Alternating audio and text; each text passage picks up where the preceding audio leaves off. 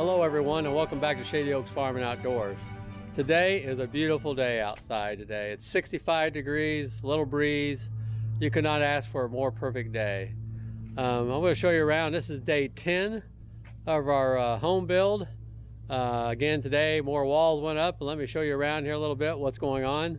And something I got to point out here, these framers we hired, that I hired, unbelievable what kind of job they do. But let me turn this camera around real fast. So I want to show you, first off I want to show you, this is their daily scrap pile. And I want to tell you what, you go to a site where somebody's doing a framing of a house, and this might be a little bit more than usual, but this is my scrap pile every day. Usually it's a couple 5-gallon buckets full, and a little bit of plastic there and stuff. There's a box there, nail box, whatever. But these guys, I tell you what, they do not waste anything. And I'm not, and another thing they do, and I think I might have mentioned on another video, they call through the lumber. We send anything back. There's a pile over there, sitting over there around the corner over there. Those are 16s, 12s and 14s, all going back, crooked as can be. When you're paying the prices today for quality lumber, you expect to get quality stuff. So, it happens in every place you buy lumber at. Not everything is going to be straight. So, but you need to call through them. I guarantee you, you go out to these developers and stuff are building homes out there. I guarantee you the framers aren't calling through the lumber. They're just framing them up. And so, you got to do it. You got to have good framers that aren't afraid to do it. And I expect it to happen in our framing, Call through it, send it back. We've sent thousands and thousands of dollars back of lumber, and I'll tell you a little story. My framers, they tell me a little story here not too long ago. I think it was last year or so. They mark all their lumber when they return it. So they mark, I go back here, I'll probably go out here and I can show you. Let me go back out here and see if I can show an example. Yeah, I don't see it on these right here. They did not do it on these. But normally, especially on the 2x4s, on the 8-footers, they'll mark them. And I had a pile out here, and they'll draw a line on the end of the boards. And they'll draw a line across the end of the boards, every board that they return. And they were telling me a little story a few years ago or last year, they were doing a job, and they called through the lumber and shipped it back to the lumber yard. And next job they were on, they get this truckload of lumber and they had all their marks on there. And they just like, don't even unload it. We've already marked that lumber for bad, another job. So it's kind of funny that they, they do that, and the driver's like, what do you mean you marked it? And you go, look on the end of those boards. You'll see a pencil lines through every board, on the end of them, on the butt end. So anyway, it's a cool thing to do. They mark it, make sure they crown every board. You go through here and you'll see these V's on here. Every one of these boards have a V on here for being crowned. And if they need to be crowned, one way, if they're pretty straight, you don't have to worry about it. But if they need to be crowned, they do put a V on. There's a V there, V, V, V. So there's some up here, if they got a crown on them. So anyway, and if you don't know what a crown is, this case here, this would be your crown side, so your curve would bow out a little bit. The inside would be cupped. So that's normally how we do it. So in this case here, and if it's straight, it doesn't make a difference because it's a straight board. But if it's got a slight crown in it, then you'd have your bow side out or your curve side out. They're all crowned the same way. I don't know which way he crowned these. Normally when I do mine, I do a V pointing to the crown. So I'm sure that's how they probably do theirs. But let me show you around a little bit. I'm in the garage. They just started framing the garage out today. They're balloon framing this, as you can see. So got the back wall up, window over here. This is the front of the house. This is a side load garage. Not sure I mentioned that. So there'll be another wall come up here, and the garage door will be over here. And that one beam up there on top is the beam for the above the garage door, 18-foot garage door. So let me show you what they got going today. So going to go through here. This will be the front door. This wall, I think I pointed out yesterday, was laying on the floor. It was in 2 pieces. I thought it was in 1 piece, but they did have it in 2 because I asked them this morning if they needed help getting up. They said, oh no, we put it in 2. That's just too much, to lift. That was a 20-foot wall almost. So, from here back over in that corner, all the way back in this corner. So yeah, they did it in 2 pieces. So this would be the front door. Coming through here, give you more of an idea. And then back there is a beam, and that goes back into the again, what I said, I think I've said it in the previous videos here I've done. on this house build. That is opening up back into a sunroom. And then this would be the coat closet when you walk in the door. Again, kitchen over here. We got to put a beam up from here to that back wall. This is all open concept in here, so this would be all kitchen back here. Big window over the kitchen. I made my wife a little shocked on that. I think we didn't realize how big that window is over the kitchen, but that's fine. You know, we'll get a nice view out the front window. But you know, it's just a big kitchen window. Lots of light. Like I said, we like lots of light in our house. So, and then this is the great room over here. This is all open. There will be a fireplace on this wall over here. Somewhere in here, we'll put a fireplace. We haven't decided yet. I think we're gonna go gas. We thought about wood burning, but I don't know. We're both spoiled. It's nice just to flick that switch on, and gas logs are looking just as real as the wood burning, except you don't get the smell. But sometimes that's good, sometimes that's bad. I love the sound of crackling fire, but I guess I'll just do my fires outdoors in a fire pit. We'll have a fire pit. You know, at some point here, like I said, these are going to be covered porches out here.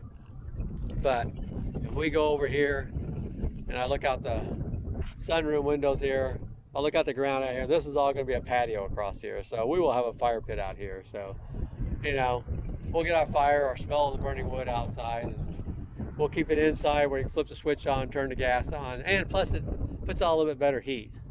So at least the fireplace that we're looking at. So then let me go back in here. This is bedroom, guest room number 1. Window over there, big window out front here, facing west, and then a walk-in closet here, big walk-in closet. Come down the hallway. This will be vanity over here. This is the bathroom.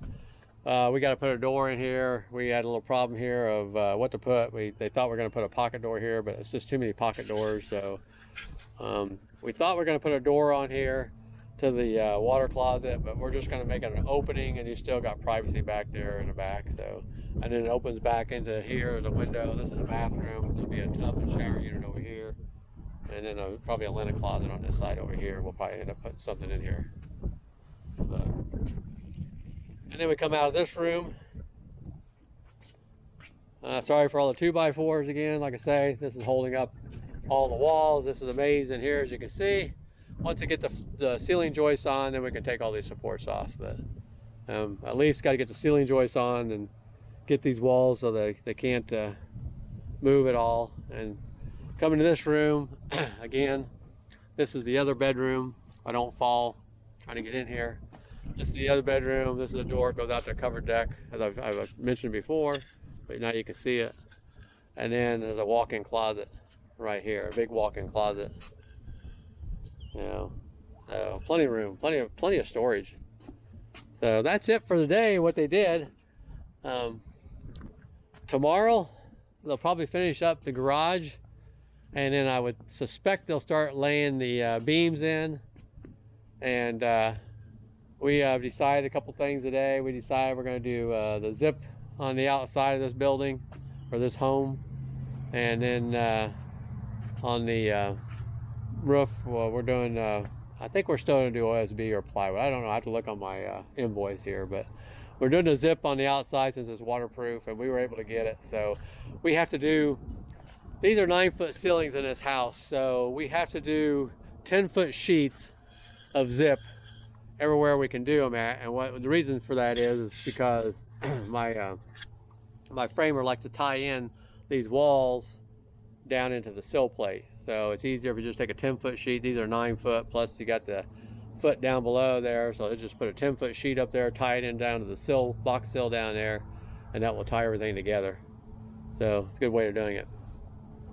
But other than that, you can see, like I say, gonna be pretty cool. Can't wait to see the rafters going up. Have to get the ceiling joists in. I would think tomorrow's Thursday.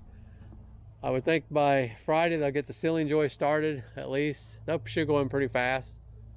And then after that, we should start seeing rafters going up. So we went ahead and ordered material for the roof already. We ordered plywood sheathing for the roof. And we ordered a zip for the sidewalls already, because you never know with lumber, the shortages some people are having. We haven't experienced that yet, but we're going to go ahead order them, and I can just stick them in our outbuilding, you know, over there. We got plenty of room in the outbuilding.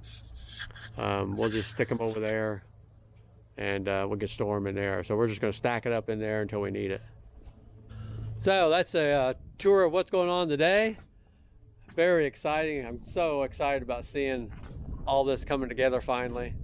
We still got a lot of work to do on getting our subs lined up, plumbing, the heating, HVAC guys, drywall guys, siding guys, stone guys. I have bids coming in for everywhere. We had all these bids, you know, a year ago or so, but some of them are rebidding on the project because things have changed, things have gone up. Because a lot of my bids include material, for instance, the roofing, that all included material. So, you know, metal's gone up. Everybody should know that if you're working in the industry at all, that any type of metal's gone up, steel's gone up. So those will get rebid on. Hopefully it won't go too bad, but you know, it's kind of hard for these guys to lock in a price that they gave me a year ago. So we'll get a rebid on them, and then I'll just have to take the best bids from, you know, or sometimes not always the lowest price, but it also depends on what else, you know, they're doing. You know, some doing, you know, just like roofing, you know, they put the synthetics in the valleys and stuff, and how good they are with the metal roofs. You know, some of them are a little bit more familiar with putting the metal roof on. We have some metal roof going on. Anywhere there's a jut out, the front porch has a metal roof, and then we got a couple of jut outs in front of the garage. There's a little jut out that will have a metal roof, and I think there's a couple more. So it just really depends on material. Just like my framer, he was not the cheapest framer by far, but he was not the most expensive. Really, the framers I had, the two highest framers were within a couple $100 of each other, and that's pretty good. That's kind of like digging my pond out. When we dug our pond out, my two guys that I ended up going with, trying to go with, they were within $500 of building our pond of each other. So not too shabby. You know, you're getting guys that are really bidding, you know, on quality work, and they're bidding on a fair price, you know. So I had framers, I can tell you this right now, that I've had framers that shoot me a price out there, and it's $10,000-$15,000 higher to frame this house, which it shouldn't be, but they're just out there fishing, and I'm not in for a fishing expedition. So anyway, that's it for today. Thanks for watching, and we'll catch you on the next video. Bye.